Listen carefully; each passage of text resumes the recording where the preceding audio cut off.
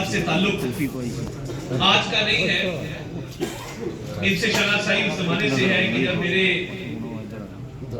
دادا مرحوم سابق صدر پاکستان رفیق تارڑ صاحب سے ان کا ایک نیاز مندی کا اور بڑا عزت احترام کا رشتہ تھا۔ دو تین شخصیات جنہوں نے انسانوں کا میں نے نام دیا، جنہوں نے بڑی ان کی رفاقت رہی میرے مرحوم دادا کے ساتھ، دو تین شخصیات اور ہیں ان کا میں نام نہ لوں جو اس دنیا میں نہیں رہے، مگر ان کا بھی بہت کردار تھا صحافت کے حوالے سے بھی، اور ہماری انہوں نے بڑی رہنمائی کی۔ ایک خواجہ فرخ سعید مرحوم کا میں اس موقع پر ضرور نام دینا چاہوں گا، ڈاکٹر اجمل نیازی صاحب کا میں ضرور نام دینا چاہوں گا، اور اس کے ساتھ ساتھ میں سمجھتا ہوں کہ ابھی حال ہی میں عرفان سے میں اسی کا بات تھا، حال ہی میں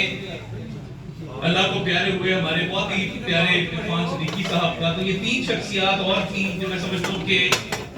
جنہوں نے اپنا بہت بڑا کردار ادا کیا، جہاں پہ پاکستان کے اندر صحافت کے حوالے سے، ادب کے حوالے سے جس زمانے میں انہوں نے صحافت شروع کی، اس وقت میں سمجھتا ہوں کہ یہ جو بریکنگ نیوز کے پھٹے اور ٹکر چلتے ہیں اوپر نیچے رنگ برنگے، وہ اس وقت ان کے قلم سے ہی بریکنگ نیوز نکلا کرتی تھی، کیونکہ ایکسکلوسیو سٹوریز حاج صاحب نے اس زمانے میں کی ہیں کہ جب صحافت کرنا بھی اس ملک میں اتنا آسان نہیں تھا۔ میں آپ کا بڑا شکر گزار ہوں، آپ نے موقع دیا۔ میں اپنے آپ کو بالکل اہل نہیں سمجھتا، قابل نہیں سمجھتا کہ میں آپ کی کتاب کے حوالے سے کوئی روشنی ڈالوں، اور میں اپنے سینئر وزیر کا میں تو بطور ایک نائب منتظم آپ کے ساتھ یہاں بیٹھا ہوں۔ میں سمجھتا ہوں کہ میں میزبان بھی ہوں آج کی تقریب کا،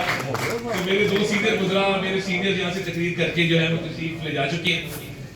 میں مختصر صرف یہ عرض کروں گا کہ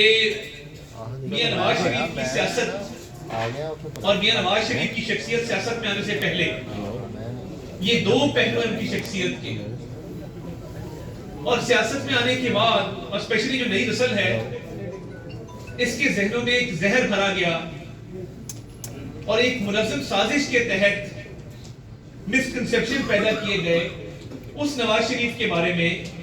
جو گورنمنٹ کالج یونیورسٹی سے بالکل نزدیک ہے، مرسیڈیز پہ جایا کرتا تھا، جس کے والد نے 1960 اور 70 کی دہائی میں ایشیا کی سب سے بڑی سٹیل فیکٹری لگائی تھی، جس میاں شریف کے بچے 1960 اور 1970 کی دہائی میں پوری دنیا کے دورے کرتے تھے، مختلف ممالک میں جاتے تھے اور اپنے بزنس کے حوالے سے ملاقاتیں بزنس ڈیلیگیشن سے کرتے تھے۔ آج بھی وہ تصاویر موجود ہیں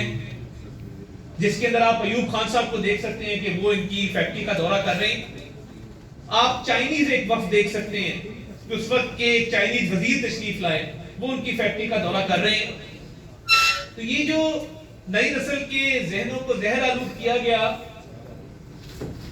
یہ بات بالکل اس کے ناقابل تردید ثبوت موجود ہے کہ 1985 میں سیاست میں آنے والے نواز شریف کے خاندان کا 1985 سے پہلے فائنینشل سٹیٹس کیا تھا، باوجود اس بات کے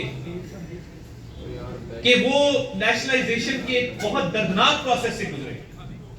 نیشنلائزیشن کے حق میں بھی بات ہو سکتی ہے، نیشنلائزیشن کے خلاف بھی بات ہو سکتی ہے، مگر سرمایہ کاری کرنا، بزنس کرنا، ملک میں روزگار پیدا کرنا، اور پھر اس اذیت کو برداشت کرنا کہ راتوں رات آپ کا سب کچھ جو ہے وہ نیشنلائز کر دیا جائے اور آپ نئے سرے سے اپنی کریڈیبلٹی پہ اپنی محنت کے ذریعے